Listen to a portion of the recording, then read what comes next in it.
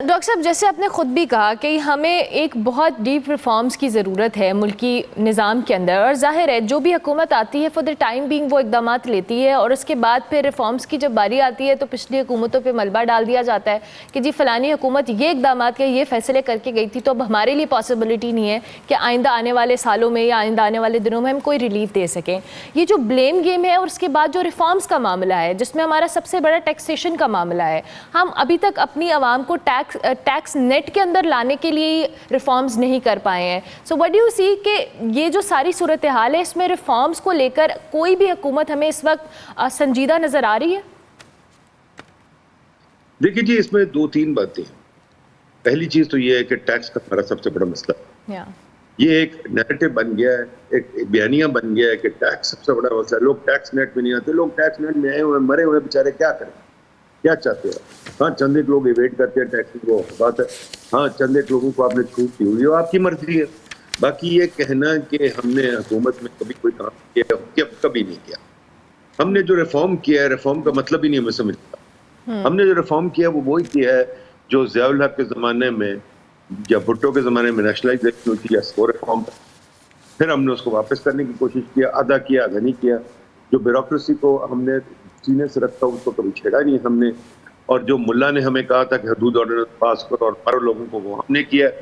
باقی اس کے علاوہ مجھے کوئی ریفارم نظر نہیں آتا۔ یہ ٹیکس جو کرتے ہیں یہ کرتے ہیں، کبھی اس صبح اٹھ کے ان کو خیال آتا ہو شیشے پہ ٹیکس لگا دو، شیشے پہ لگا دیں گے، رات کو خیال لگا ہو چائے پہ لگا دو، چائے پہ لگا دیں گے۔ یہ کوئی ٹیکس نہیں ہوتی، یہ پالیسی بھی نہیں ہے، یہ بے وقوفی ہے، بے وقوفی ہے، بے وقوفی۔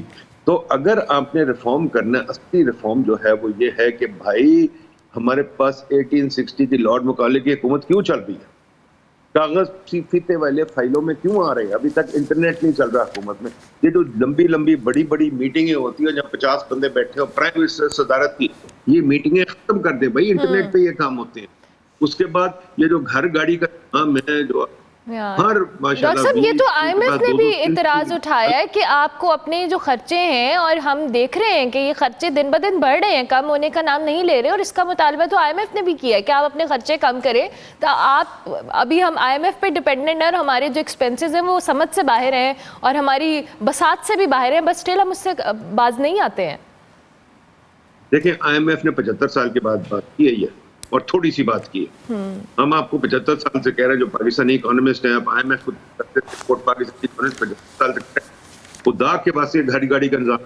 آپ مجھے بتا دیجئے، ماشاءاللہ یو آر اے ٹی وی اینکر، آپ مجھے کسی ملک میں دکھا دیں گھڑ گاڑی کا نظام، کسی ملک میں دکھا دیں کہ سرکاری گاڑی بچوں کو لینے جا رہی ہے اسکول سے، سرکاری گاڑی سیر کے لیے جا رہی ہے، سرکاری گاڑی عیاشی ہو رہی ہے اس کے ساتھ۔ کسی ملک میں دکھا دیں بیوروکریٹس کے 2 3 گھر، ایک گھر لاہور میں، ایک گھر اسلام آباد میں، ایک گھر کیوں، یہ اور سرکاری گھر۔ آپ مجھے کسی ملک میں دکھا دیں گے بیوروکریٹ جو ہیں وہ ہمارے لیے کام ہی نہیں کرتے، وہ کام ہی کرتے ہیں ڈونر کے لیے، کہ وہ وہیں بیٹھے بیٹھے ڈونر کے لیے کام کر رہے تھے، ریٹائر ہو کے ڈونر کے ساتھ چلے جاتے ہیں۔ وہ جناب 10 باری اسکالرشپ پہ جاتے ہیں۔ بات بیوروکریسی تو بڑی عیاشی کر رہی ہے، جوڈیشری بھی بہت عیاشی کر رہی ہے۔ یہ پرانے نظام کے لوگ ہیں۔ ہم مجھے کہیں بھی بتا دے جہاں جوڈیشل کالونی ہوتی ہے، جہاں پولیس کالونی ہوتی ہے، جہاں واپڈا کالونی ہوتی ہے، جہاں جرنلسٹ کالونی ہوتی ہے، جہاں لائرز کی کالونی ہوتی ہے، یہ کوئی طریقے، یہ مجھے بتا دیں یہ ماڈرن طریقے کیا ہے؟ یہ باتیں کرنے جو آپ اینکرز کرنا ہی چاہتے ہیں، اب صرف ایک ہی چیز آپ کو سکھایا گیا، ٹیکس ٹیکس ٹیکس، اب وہی بات کرتے ہیں۔ نہیں ڈاکٹر صاحب، بھائی میرے اوپر آپ بالکل جی جی میڈم، یہ جو جوڈیشل کالونی ہے مجھے بتائیے کس ملک میں ہوتی ہے؟ مجھے کسی ملک میں ڈھونڈ کے بتا، کسی ملک میں ڈھونڈ کے بتا، پولیس کی کالونی، کسی ملک میں جرنلسٹ کی کالونی دکھا دے۔ یہ ہمارے ملک کے جو طریقہ کار ہے عیاشی ہے، یہ ریفارم ہے، اس کو توڑنا ہے کہ یہ کالونی جوڈیشل بن ہی نہیں سکتی۔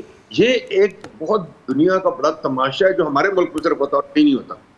تو یہ کیسے ہوگا؟ یہ ٹھیک کیسے ہوگا؟ یہ ریفارمز کیسے آئیں گی؟ کون کرے گا یہ ریفارم؟ میڈم جب آپ لوگ بولیں گے، ٹی وی اینکر جب آپ جرنلسٹ کالونی لے کے بیٹھ جاتے ہیں، آپ لوگ بولتے کیوں نہیں گھروں پہ؟ آپ کیمرہ لے کے چلے میرے ساتھ آئے، میں آپ کو دکھاتا ہوں سرکاری گھر، میں آپ کو دکھاتا ہوں سرکاری گاڑیاں، آپ کو نظر نہیں آتی؟ نہیں ہمیں بالکل نظر آتی ہیں، اسی لیے تو ڈاکٹر صاحب آپ سے سوال کر رہے ہیں، آپ سے سوال اسی لیے کر رہے ہیں۔ میں سوال کر رہا ہوں، میں آپ سے سوال کر رہا ہوں۔ جی جی، یہ تو نہیں سوال کریں گے، میں آپ سے سوال کر کہ اپنا اگر ہم رول پلے کریں گے تو کچھ ہوگا۔ اگر ہم اپنا رول ہی نہیں پلے کر رہے، میڈیا جو ہے وہ پلاٹ لے رہا ہے اور میڈیا اس چیز میں انٹرسٹڈ نہیں ہے کہ جی یہ پلاٹوں کا سسٹم کیا ہے جس کو ہم پلاٹستان اس کو کہتے ہیں پلاٹستان کیا. اور یہ کیا چکر ہے کہ سرکاری گھر جو ہے ہر بندے کو, آپ کو پتہ ہے ڈی سی کا گھر 100 کنال پہ 200 کنال پہ ہے, آپ کو پتہ ہے کمشنر کا گھر 100 کنال پہ ہے, آپ کو پتہ ہے ایک جج کا گھر 100 کنال. کیا تماشا ہے, کس دنیا میں ہوتا ہے؟ امریکہ کا چیف جسٹس سرکاری گھر میں نہیں رہتا, برطانیہ کا چیف جسٹس سرکاری گھر نہیں رہتا. یہاں تماشا جو میں نے وہی ختم کریں گے تو آپ کے خرچے کم ہوں گے. ٹھیک ہو گیا. اچھا جی, اب یہ آئی ایم ایف سے جو پیکیج ہے, بیل آؤٹ پیکیج, اس کے لیے مذاکرات تو ہم سب کے سامنے, اور آپ نے جن باتوں کی طرف اشارہ کیا آپ بالکل بجا فرما رہے ہیں کہ یہ ساری چیزیں ہیں جن کو ہمیں انٹرنلی گورننس سے لے کر ہمیں یہ سارے مسائل کو ایڈریس کرنا پڑے گا, تبھی ہم ریفارمز جن کی ہم بار بار بات بھی کر رہے ہیں. اب جو ٹیکسیشن کے معاملے پہ آپ نے کہا کہ کہ ہمیں صرف ٹیکس کو نہیں ڈسکس کرنا چاہیے, بٹ وہ حکومتی پوائنٹ آف ویو سے میں ایک سوال یہاں پہ ضرور اس حوالے سے ایڈ کرنا چاہوں گی. سمز بلاک کرنے کے حوالے سے کہا ہے جی کہ اگر آپ اس پہ سمز بلاک ہو جائیں گی, نان فائلرز ہیں, ایک نیا چونچلا ہے یا جو بھی کہہ لیں, آپ کو لگتا ہے اس کا امپیکٹ ہوگا؟ لوگ ان سم کا بلاک ہونے سے یا کارڈ لوڈ کرنے پہ 10 روپے آنے سے ٹیکس فائل کریں گے؟ ہر سال ایک نیا, صحیح لفظ آپ نے استعمال کیا, ہر سال ایک نیا چونچلا. پالیسی کے تحقیق اور سوچ کے بعد چونچلے پالیسی نہیں ہوتی. یہ جو کرنا کہ تو بلاک وہ پی ٹی اے بلاک ہی نہیں کرنے دے گی, نہ کوٹ کرنے دے گی, بچوں والی باتیں. یہ ہمارے حکمران اتنے بچے کیوں ہیں؟ مجھے بتائیے ان کے آئی کیو کتنا ہے؟ یہ اسٹوپڈ بات, 7 بھی لگا دیا, اتنی سلی بات. اب مجھے بتائیے خدا کے واسطے کس نے تحقیق کی تھی؟ دنیا جہاں میں جب ایسی چیزیں ہوتی ہے نا تو پہلے وائٹ پیپر چھاپتے ہیں, پہلے وہ بتاتے ہیں کہ یہ کیوں ہم نے سوچی, یہ چیز اس قسم کی چیز ہم سوچی کیوں ہماری سوچ میں یہ چیز آئی. یہ انہوں نے کوئی نہیں بتایا, یہ چیزیں اس قسم کی لگاتے ہیں. مجھے سمجھ نہیں آتی, میں آئی ایم ایف پہ 30 سال کام کرتا رہا ہوں, مجھے اپنی ایجنسی پہ بھی شرمندگی ہے کہ وہ ایسی باتیں مانتے کیوں ہیں بھائی. یہ باتیں ان کو ماننے کی ضرورت ہے کہ آپ یہ اس قسم کی بیوقوف والے ٹیکس کیوں لگاتے ہیں. نمبر 2, یہ میجر کیوں لیتے ہیں. نمبر 2, نان فائلر ہوتا کیا؟ خود انہوں نے بنایا نان فائلر. نان فائلر ہوتا ہے کہ مجھے سمجھ نہیں آتی نان فائلر. انہوں نے اپنے آپ نان فائلر کی کیٹیگری بنا کے نان فائلر کو بلیس کر دیا. بھائی انہوں نے یہ بھی کہا تم اگر گاڑی لوگے نان فائلر ہو تو 5% دے دو, کچھ اور لوگے 2% دے دو وغیرہ, انہوں نے رکھتے رکھی ہوئی ہیں. تو اگر میں نان فائلر ہوں اور میں چیزیں خرید سکتا ہوں, سب کچھ کر سکتا ہوں, پھر بھی آپ کو پتہ نہیں چلا میں نان فائلر ہوں, پھر تو میں لیگل ہوں. تو یہ تو ایک ریفارم کا میجر ہے ہم آج کل بنا رہے ہیں. ریفارم کا میجر ہم تو روز بنا کے ریفارم کی چیزیں دیتے ہیں جی, اور کون سنتا ہے؟ نہ میڈیا سنتا ہے, نہ اپنا سنتے ہیں. اچھا ڈاکٹر صاحب, ان دا اینڈ میں آپ سے ایک سوال ضرور کرنا چاہوں گی. یہ جو ہم فیڈرل گورنمنٹ ہو یا پروونشل گورنمنٹ ہو, دو کہ ہم آئی ایم ایف کے اوپر ڈپینڈنٹ ہے, ہماری اکانومی کو ہم کہتے ہیں جی وینٹیلیٹر پہ ہے, آئی ایم ایف سہارا دے رہی ہے, لیکن سٹل ہمارے ہاں اتنے بڑی سکیمز پروجیکٹس لائے جاتے ہیں جس میں ہم لیپ ٹاپ سکیم کہہ رہے ہیں, اسکوٹی اسکیم کہہ رہے ہیں, دو کہ یہ اچھی ہیں, لیکن اس ملک کے لیے جہاں پہ ایک بہت بڑا طبقہ بیسک نیسیسٹیز کے لیے ڈپینڈنٹ ہے, بلکہ انفیکٹ ان کو وہ مل ہی نہیں رہی ہیں, اس سارے سسٹم کے اندر اس طرح کی سکیم, اس طرح کے پروجیکٹ جو ہے آپ کو لگتا ہے کہ یہ فائدہ مند ہوتے ہیں, یا صرف یہ ایک جو کہہ لیں اپنی پوائنٹ سکورنگ یا اپنی حکومت کو جسٹیفائی کرنے کے لیے, اپنے پروجیکٹس کو جسٹیفائی کرنے کے لیے کیے جاتے ہیں؟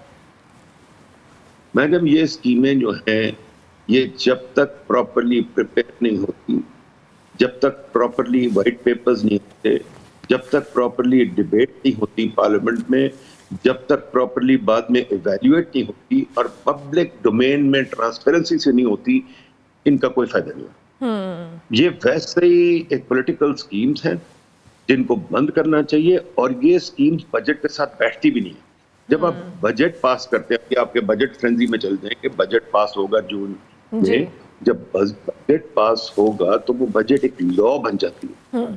جب وہ لا بن جاتے ہیں تو اس کے اخراجات کے علاوہ کچھ, اس کے اخراجات جو لکھے ہوئے ہیں اس کے علاوہ کچھ نہیں ہو سکتا. میں تو بار بار پوچھتا ہوں یہ خرچے کیسے ہوتے ہیں؟ یہ اسکیم بجٹ میں نہیں لکھی ہوتی, اور یہ اسکیم پارلیمنٹ میں کیوں نہیں ڈسکس ہوتی؟ یہ اسکیم کے جو سارے اہداف ہیں وہ پبلک کو کیوں نہیں بتائے جاتے؟ اس کا سب کچھ پبلک میں کیوں نہیں کیا جاتا؟ اور جب یہ ختم ہو جاتی ہے اس کی ویلیویشن, ہم جیسے کو کہیں نا اس کی ویلیویشن کریں, جی ہم جو پبلک تھنک ٹینکس ہوتے ہیں وہ ایسے کر, یونیورسٹیز ان کو کہیں بھائی اس کی ایویلیویٹ کریں, ایویلیویشن نہیں کرتے.